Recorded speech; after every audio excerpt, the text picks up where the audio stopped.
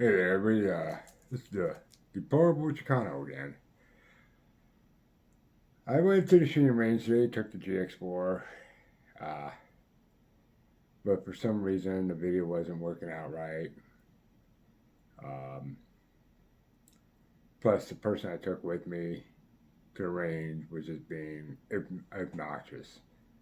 So I figured I'd go back on Sunday and do it again.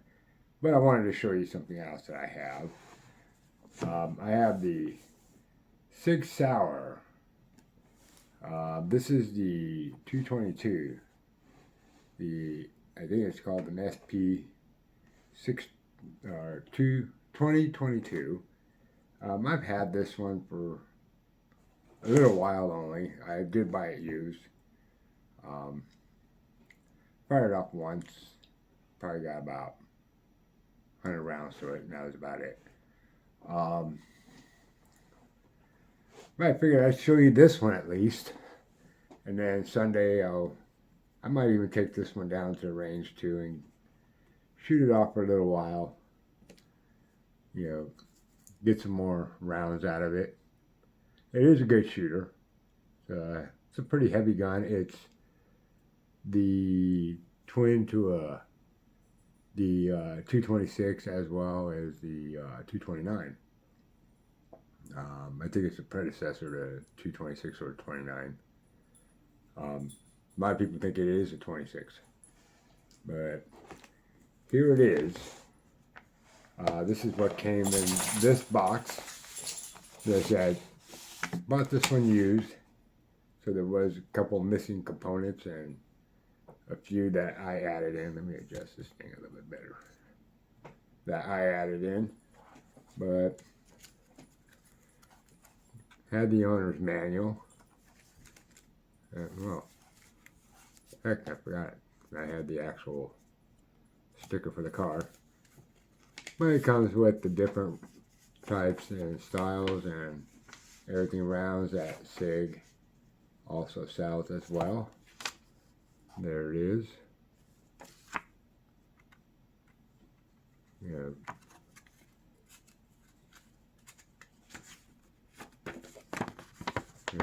Where the bullet and the grains are. They're different size bullets as well that Sig makes. Yeah, this is the SP220 or 2022. This is not the M model. This is just a regular SP2022. But there's the owner's manual. And I mean, I think the person that used to own this before really didn't fire it. I mean, there's a lot of, I mean, even the warranty card is still in there, not even filled out. You know. Then, of course, you got your Youth Handgun Safety Act. Then protecttheharvest.com. And basically, it's just telling you that they recommend the Lucas oil. You know, this is by Sig. And they recommend the Lucas oil. But here is the gun. I did add on a mini Valkyrie, which I think I'll probably end up getting another light for it. That'll fit it a little bit more flush. You know, the Valkyrie looks pretty decent. You can see it right there in the white wall. You know. But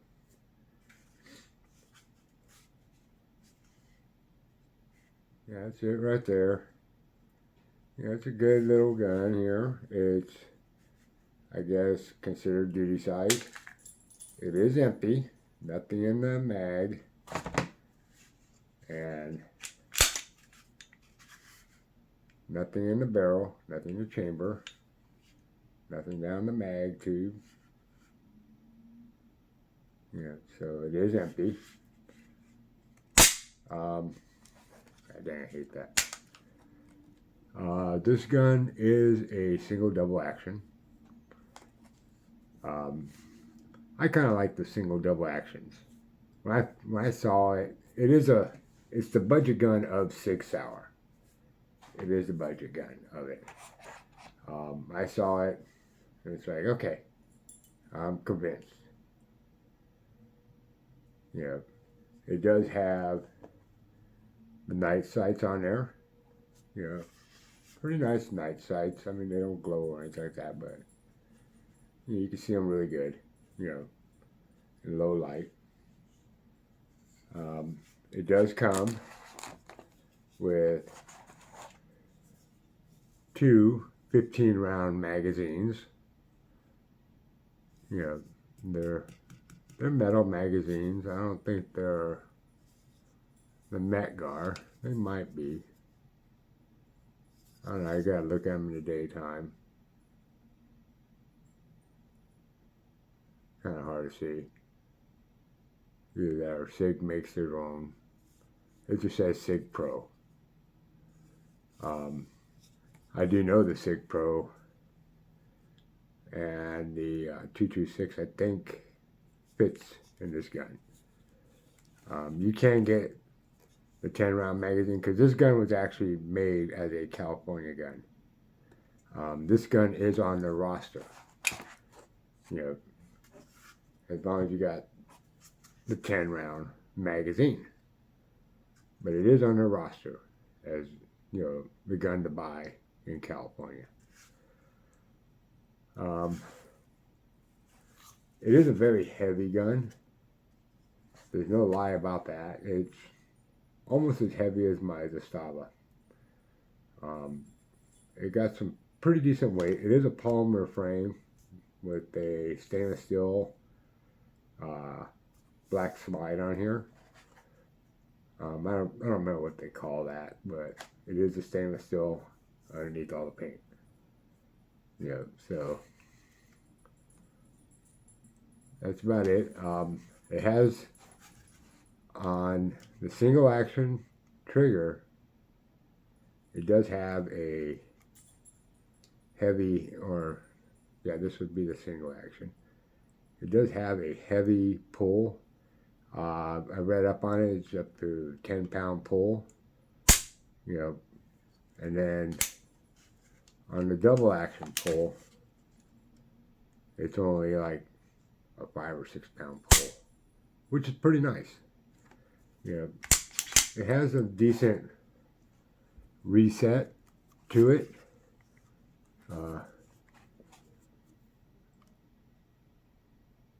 There's your reset, boom.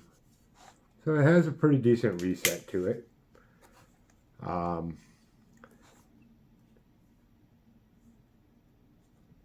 As a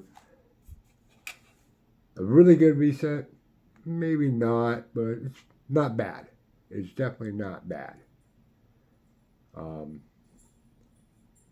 It could be a little bit lighter, a little bit more quicker, but it's not bad. I mean, for a budget gun, you know, especially it being a Sig, I mean, you can't really complain too much. You know, and I personally like it. I personally do. There's only a couple guns I've ever found that I didn't quite care for, but I do like this one. It does come with the interchangeable back strap. There's a little button in here. You get yourself a screwdriver or something, you push in on it, this back strap slides off completely, and you do have another one. And I put the larger size one in here. This is the smaller size.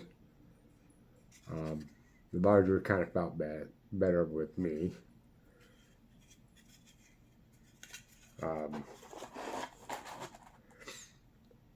But it's a very decent gun. The slide is actually very easy.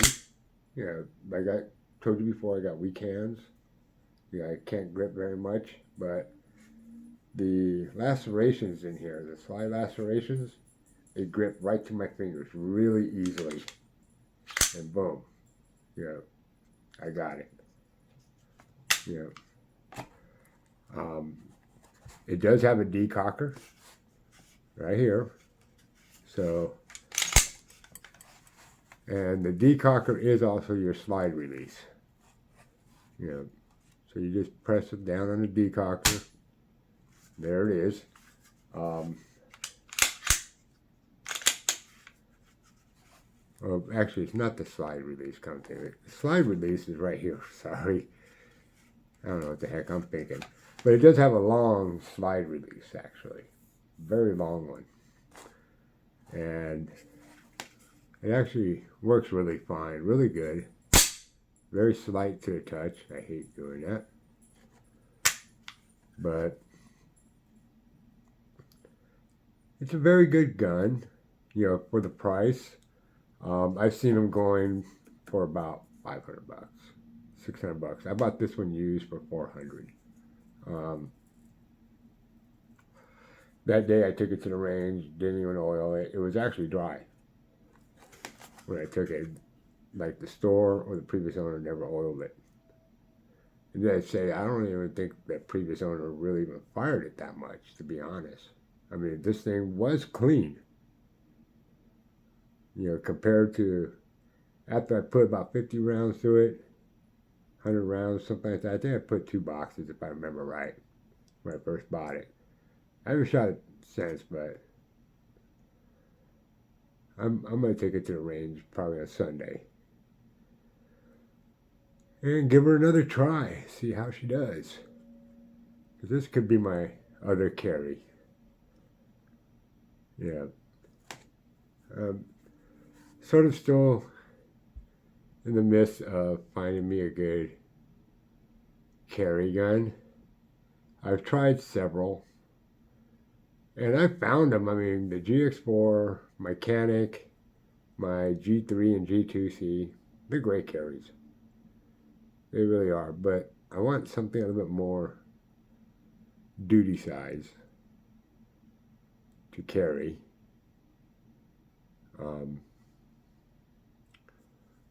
But it might be just the GX and the Canic. That will be my actual carry. It does have a loaded chamber indicator right here. And watch if I put a dummy round in here.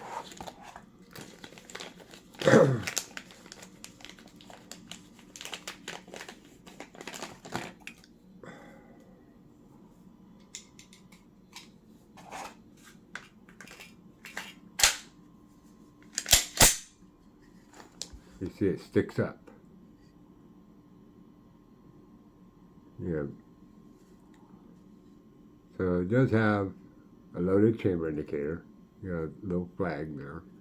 It's like a chrome or steel color. Yeah. So, man, I love the decockers. I really do. Yeah, I like guns that have that option.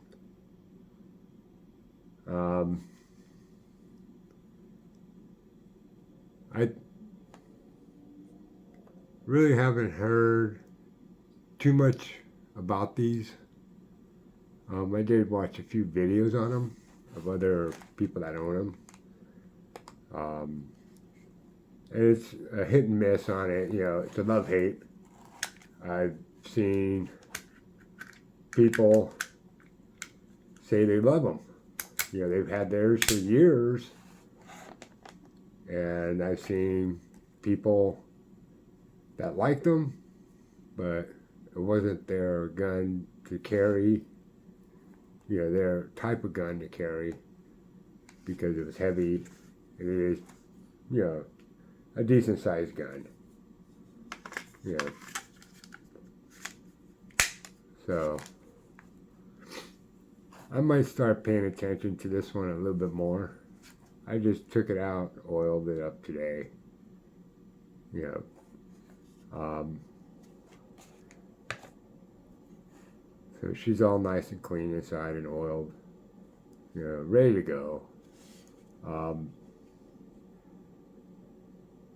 the takedown on this is somewhat a little difficult, I found. But on this one, you got to slide it all the way back, and then you got to push the little button right here to get the slide release to come off. Once it comes out, then you can go ahead and field strip it. And then putting it back together was somewhat difficult as well. Took me a few minutes to figure it out, putting it back together, but I finally got it put back together. Took it down to the range that day and fired it off because I wanted to check it out. And I brought it home and thought about it, and was like, I didn't even clean it when I field stripped it. So then I had to clean it off. They say it wasn't that bad. I think when I field stripped it that day, I actually didn't have nothing in my hands, no black marks, from the recoil spring or the barrel. I really didn't see it dirty. I think I saw it dry, but I kind of just, I don't know, spaced out on it. I think I was tired that day, probably. Knowing me. It's always a good possibility, because I'm always working. But let's see if I could get it field stripped and put it back together while we're on this video. What I did last time was I just took it all the way to the end, then went ahead and grabbed it, then released it. Sorry about that. But you gotta get it to where you got a little notch right here. You gotta get it just right on that notch, or else the sucker ain't coming out.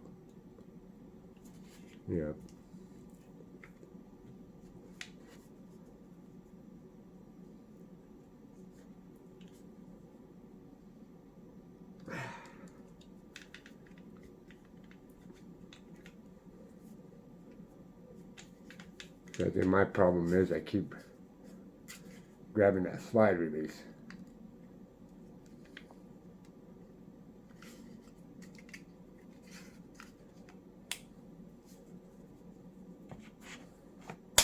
There it is.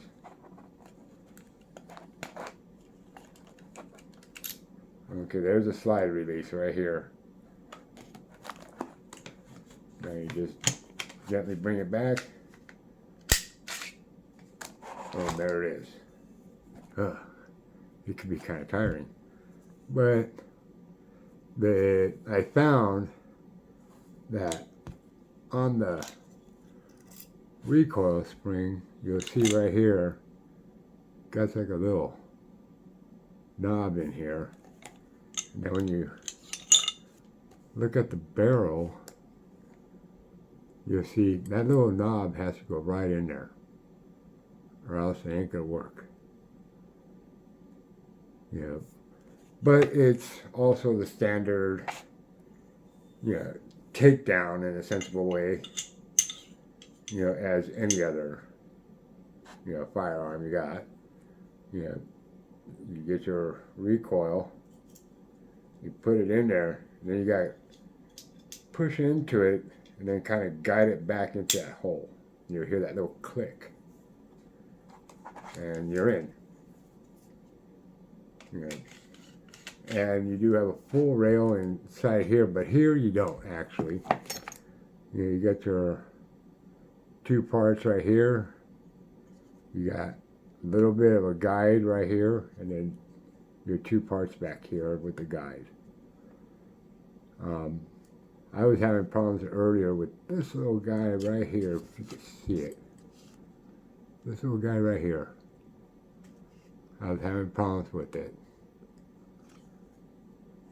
Yeah, that's it right there. And it's a little round deal right here. And for some reason the frame kept hitting up against it and wouldn't let me bring it in, so I had to kind of work the trigger a little bit to get it back in. I finally got it in there, Yeah, but let's see how, yeah, see, it's doing it again. Let's see here. Well, actually it didn't do it. It slid in there just right. Okay. You get your deal here and you put it inside the hole. That way you can line up the barrel with the frame. And then you just kind of hold it in. You hold your slide release in. Let me see if I can show you this way. You just kind of level it out a little bit. And then slide it all the way back. Get your slide release all the way in there. I guess I didn't do it right on this one.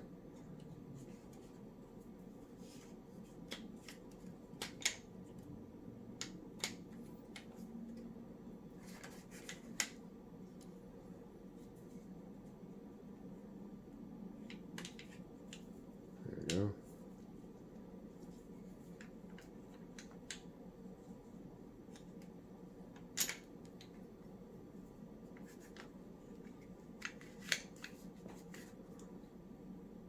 And now it should work better.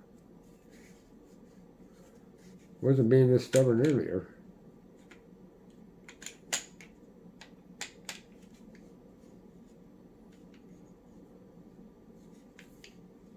It was being stubborn going past that one part. But once I got past that one part, then it worked nice and easily. And now it's being stubborn back here. So, well, let's see. What did I do wrong today? You know what? That's what I did wrong. Dumbass.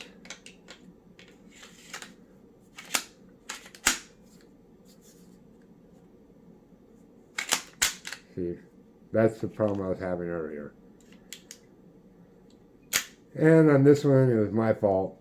I had the magazine still in there. See, because I was wondering, it should have went in that far. Not all the way in, but right there. And then you just slide it back. Boom, there it is. Yeah, it was my fault. This time it wasn't the gun being a dumbass. It was me. You know, because I had the stupid magazine inside. Didn't even think about it. But, oh well. It is what it is.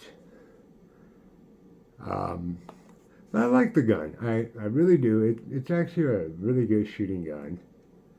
It really is. A little heavy. You know, they say it's about, I can't remember how many ounces they were saying that this gun weighs. I think it's something like 10 ounces, something like that. Pretty heavy gun. When you got it fully loaded with all 15 rounds, yeah, it can get up there in weight. But the weight sometimes works better for you. You know, the heavier the gun, the smoother and less recoil you get. Yeah, that's why I like the heavier guns. I mean, they're hard for me to hold up for a long period of time, but I do like them. The other things that came with actually was a little pack of Lucas oil. You know, which in my truck I forgot to grab them, but I do have little pinpoint Lucas oil bottles. And right now I clean the gun and I just use A1 oil with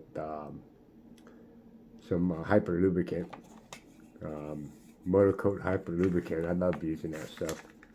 I use it on pretty much everything, my trucks, my cars. Yeah, that hyper lubricant's great. Yeah, but if you want a good duty size budget gun, this one will work. Maybe tomorrow I'll make another one I have that's actually a little bit less expensive. It is a Smith & Wesson. You guys might like it. It's actually another really, really good shoe. I really like that one. But yeah, this is my